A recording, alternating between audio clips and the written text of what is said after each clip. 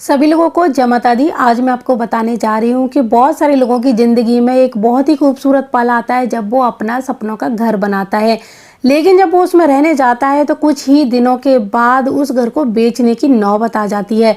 ऐसा क्यों होता है, कब होता है, ये सारी जानकारी आपको दिखाऊंगी और यहाँ पर समझाने की कोशिश करूंगी। कंपास के आधार पर आपको बताऊंगी कि अपने घर की दिशाओं को किस तरह से आप चेक कर सकते हैं। तो ये मान लीजिए ये है आपका घर और ये घर की 16 दिशाएं मैंने यहाँ पर जो लिख रखी हैं रेड कलर में वो आप देख सकते हैं। और ये हमारा है कंपास। इस कंपास को हाथ में पकड़कर घर के ब्रह्म स्थान में खड़े होकर अपने घर की दिशाएं देखिए। ये कंपास हमेशा नॉर्थ दिशा को दिखाता है, तो ये आपको बता देगा कि आपके घर की उत्तर दिशा कौन सी है। लेकिन हमें जो बहुत सारी परेशानियां होती हैं या घर बेचने की जो नौबत है वो आ जाती है, वो आती है हमारी दक्षिण दिशा के इन एरिया से। तो इनको देखना है, हमें दक्षिण दिशा का पता लगाना है कि हमारे घर की दक्षिण दिशा, दक्षिण पूर्व दिशा, दक्षिण पश्चिम दिशा किधर है, यानी अग्नि कोण, नैऋत्य कोण और दक्षिण दिशा इस एरिया में आती हैं। तो ये दिशाएं कहाँ पर हैं, इन्हीं दिशाओं में ढूंढने हैं हमें वो वास्तु दोष।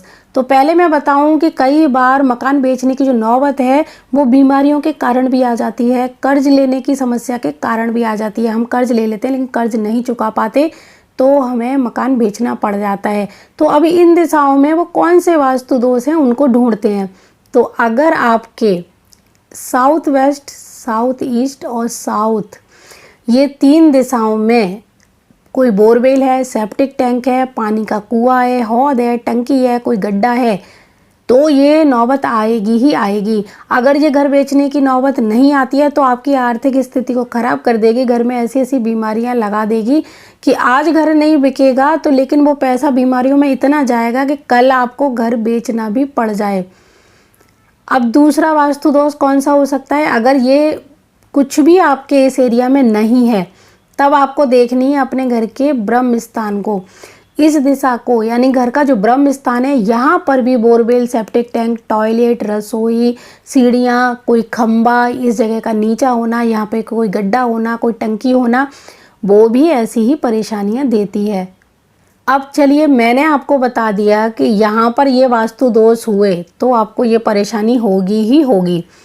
अब आप बोलेंगे कि हमारे घर में ये कोई वास्तु दोष नहीं है फिर भी हमारे घर में ऐसी नौबत आई। तो इसका तीसरा कारण है इस एरिया में हरा, नीला और काले रंग का बहुत ही अधिक मात्रा में प्रयोग होना। अगर यहाँ पे हरा, नीला, काला रंग प्रयोग किया गया है, पर्पल रंग है यहाँ पे प्रयोग किया गया है, तब भी ऐसी नौबत आ जाती है और बहुत ही ज़्यादा अधिक मात्रा में है। अगर आप बोलेंगे कि हमारी दीवारों पर इस तरह का रंग नहीं है तो ज़रूरी नहीं है कि वो आपकी दीवारों पर ही हो।